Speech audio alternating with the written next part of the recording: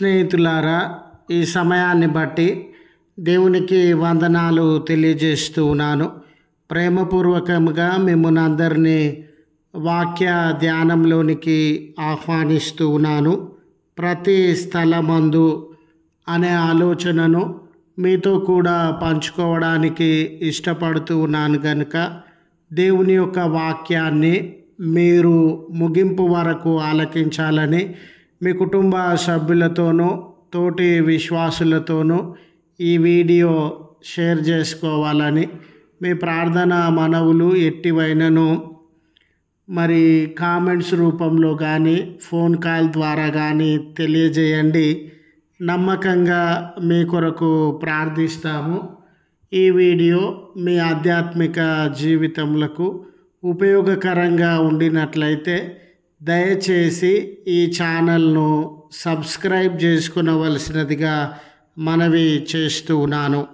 లేఖనము ఆదికాండము 28వ అధ్యాయము 15వ వచనము. నేను నీకు తోడై ఉండి నీవు వెళ్ళు ప్రతి స్థలమందు నిన్ను కాపాడుదును. స్నేహితులారా, సజావుగా సాగిపోతూ ఉన్న జీవితంలో ఏ చిన్న మార్పు సంభవించినా మనము తట్టుకోలేం.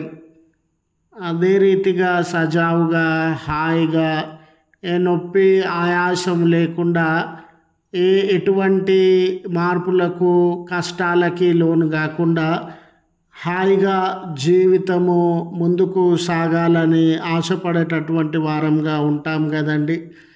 చక్కగా ఉద్యోగం చేస్తున్నటువంటి చోట అకస్మాత్తుగా ట్రాన్స్ఫర్ అయిందనుకోండి, విపరీతమైన ఆందోళనకి భయానికి మనము లోనవుతాం.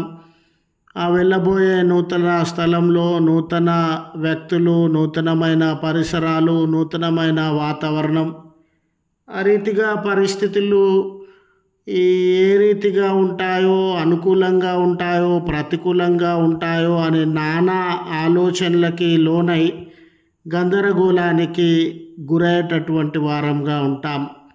మనలో చాలామందికి నూతన స్థలాలన్నా, నూతన వ్యక్తులన్నా, నూతన పరిచయాలన్నా, కొత్త కొత్త విధానాలన్నా చాలా భయపడి ముడుచుకుపోయేటటువంటి వారంగా ఉంటాం. పని చేయాలన్నా, ఏదైనా పని మొదలు పెట్టాలన్నా కూడా, నూతనమైన బాధ్యతలను తీసుకోవాలన్నా కూడా విపరీతమైనటువంటి అసౌకర్యాన్ని అనుభవిస్తాం. ఈ బాధ్యత నా వల్ల అవుతుందా? ఈ పనిని నేను ముగించగలనా? ఈ గమ్యాన్ని నేను చేరుకోగలనా? నిజంగా నేను దీనిని సాధించగలనా అనే అనుమానాలు, భయాలు మనలను వెంబడించేటటువంటివిగా ఉన్నవి. జీవితంలో ఒక మెట్టు పైకెక్కాల్సిన ప్రతి మారు కూడా మన చుట్టూ ఉన్న వాతావరణము, పరిసరాలు, వ్యక్తులు ఇవన్నీ మారిపోయేటటువంటివిగా ఉన్నవి. జీవితంలో ఏదైనా చిన్న ప్రమాదము, కష్టము, కొరత సంభవించిన తరుణంలో కూడా మన చుట్టూ ఉన్న వ్యక్తులు, పరిసరాలు అన్నీ కూడా మారిపోయేటటువంటివిగా ఉన్నవి.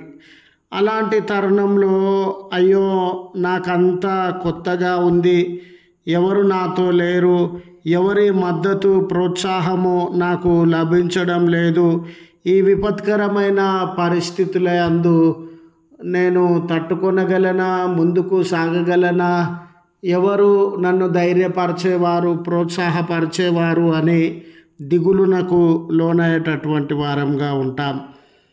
యాకోబు జీవితాన్ని ఈ ప్రస్తుత లేఖన భాగాన్ని బట్టి ఆలోచించినట్లయితే అనుకోని విపత్కరమైన పరిస్థితుల యందు తన అన్న తన ప్రాణాన్ని తీయాలని వెతుకుతూ ఉన్న ఆ సందర్భంలో తన తండ్రిని, తల్లిని, గృహాన్ని విడిచి ఆయన ఆ చోటు నుండి, తన కుటుంబం నుండి వెడలిపోవాల్సి వచ్చిందండి. ఒక రకంగా పారిపోవాల్సి వచ్చింది.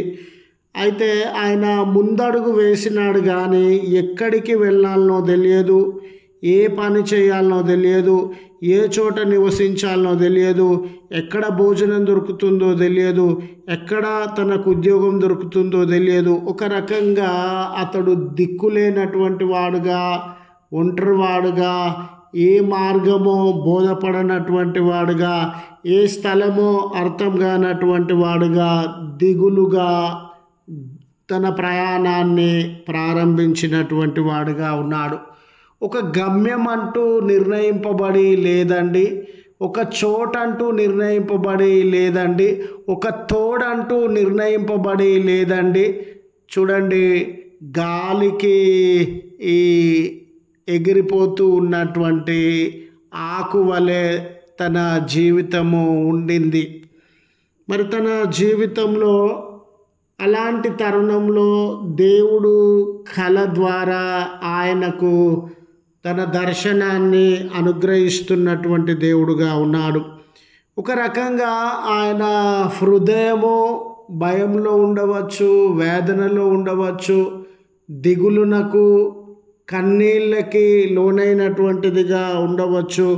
అయ్యో, అడ్రస్ లేని వాడుగా మిగిలిపోయానే, నిలువ నీడ లేనటువంటి వాడుగా మిగిలిపోయినానే, ఎవరు ధైర్యపరిచేవారు, తోడుండేవారు లేకుండా ఒంటరిగా మిగిలిపోయినానే, చాలా అలసిపోయినాను, ఏ సౌకర్యాలు లేనటువంటి వాడనిగా ఉన్నాను, ఏ మార్గము దొరకనటువంటి వాడనిగా ఉన్నాను, నాతో బ్రతకడానికి ఒక ఉద్యోగం కానీ, కొంత డబ్బు కానీ, సంపదలు కానీ ఏమీ లేని అనామకుడిగా, ఎవ్వరూ లేనటువంటి పేదవాడిగా అయిపోయినాననే దిగులు తనను వెంటాడినటువంటి సందర్భంలో దేవుడు తన స్వరాన్ని, దేవుడు తన ప్రణాళికను తన జీవితంలో అనుగ్రహించేటటువంటి వాడనిగా ఉన్నాను.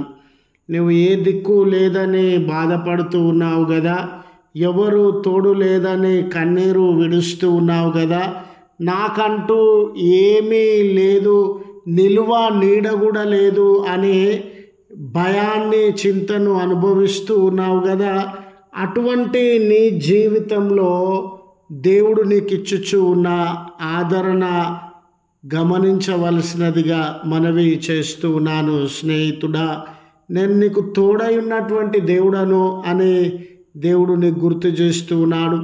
నువ్వు ఏ స్థలంలోనికైనా వెళ్ళు, అది నీకు కొత్త స్థలమైనా కానీ, కొత్త వ్యక్తులైనా కానీ, భాష రాకపోని, లేక అక్కడ ఏ నీకు అనానుకూల పరిస్థితులు తలెత్తని, ఎటు తోచనటువంటి అయోమయ పరిస్థితుల మధ్య, ఎవరు పరిచయం లేని అయోమయ పరిస్థితుల మధ్య నువ్వు ఉండని, దేవుడు ఆ స్థలమందు నిన్ను కాపాడతానని వాగ్దానము చేస్తూ ఉన్నాడు. ఆ స్థలంలో నిన్ను విస్తరింపజేస్తానని, గొప్ప చేస్తానని, నీకు భవిష్యత్తునిస్తానని వాగ్దానము చేస్తూ ఉన్నాడు.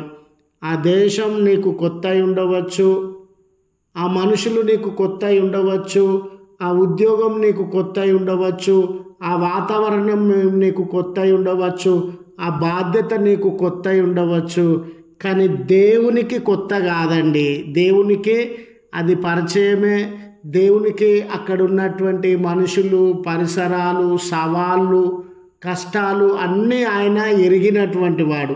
నువ్వు అక్కడ కొత్తవాడిగా వెళ్ళడం లేదు. పరిస్థితులన్నీ అర్థమైన ప్రభువు నీతో ఉన్నాడు అనే విషయాన్ని గుర్తు చేస్తూ ఈ మాటలను ముగిస్తూ ఉన్నాను.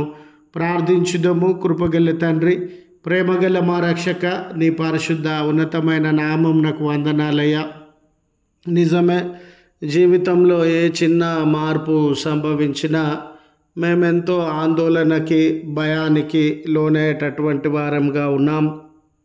నిజమే, నేను ట్రాన్స్ఫర్ వెళ్తూ ఉన్న మార్గంలో లేక పట్టణంలో ఎవ్వరూ నాకు పరిచయస్తులు లేరే. నా బంధువులు కానీ, రక్త సంబంధికులు కానీ, మా కులానికో సమాజానికో సంబంధించినటువంటి వారు ఎవ్వరూ లేరు. అక్కడ నేను ఒక నూతనమైన వ్యక్తిగా వెళ్తూ ఉన్నాను. అని, లేక పరిస్థితులు మారిపోయినప్పుడు తోడుగా ఎవ్వరూ లేరు, ధైర్యపరిచేవారు ఎవ్వరూ లేరు అని దిగులునకు, భయానికి లోనయ్యేటటువంటి వారంగా ఉన్నామయ్యా.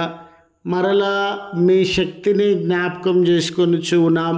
మరలా మీ నడిపింపును జ్ఞాపకం చేసుకొనుచు ఉన్నాం. మాకందరూ కొత్త వారై ఉండవచ్చు, కానీ మీకు సమస్తము తెలుసయ్యా. ఆ మనుషులందరూ మీకు తెలుసు. ఆ ప్రాంతము, ఆ దేశము, ఆ పరిసరాలు, ఆ బాధ్యత, అక్కడుండే సవాళ్ళు అన్నీ మీరు ఎరిగినటువంటి వారు. అన్నీ ఎరిగిన మీరే ఆ నూతన బాధ్యతలో, నూతనమైన స్థలంలో, నూతనంగా తలెత్తిన సవాళ్ళలో మమ్మల్ని నడిపించి, బలపరిచి, విస్తరింపజేయగలరు, స్థిరపరచగలరు. మీ ఆశీర్వాదములతో మమ్ము నింపగలిగినటువంటి వారు. అటువంటి మీ సహాయాన్ని బట్టి మీకు కృతజ్ఞతలు చెల్లిస్తూ ఉన్నాం. ఈ ప్రార్థనలో ఏకీభవించిన నీ ప్రియబిడ్డలను అందరినీ మీరు జ్ఞాపకం చేసుకొని దీవెనలతో నింపుమని బ్రతిమాలు కొనుచున్నాం. దయగలిగినటువంటి తండ్రి, ఈ దినాన వివాహ దినములను జరుపుకొనుచున్నటువంటి బిడ్డలను, జన్మదినములను జరుపుకొనుచు ఉన్నటువంటి బిడ్డలను దీవించండి. భార్యాభర్తలుగా ఉన్నతమైన దీవెన, కుటుంబంలో ఆశీర్వాదం, జన్మదినము వేళ వారి మనవులను అంగీకరించి ఆయుష్, ఆరోగ్య బలములను ప్రసాదించి, ప్రత్యేకమైన ప్రార్థన మనవులు కోరుతున్న బిడ్డల మొరలను ఆలకించి జవాబును దయచేయమని క్రీస్తు పేరట వేడుకొనుచు ఉన్నాము తండ్రి. ఆమెన్. తండ్రి, కుమార, పరిశుద్ధాత్మ త్రియేక దేవుని దీవెన మనకు తోడై ఉండి మనలను కాపాడునుగాక. ఆమెన్.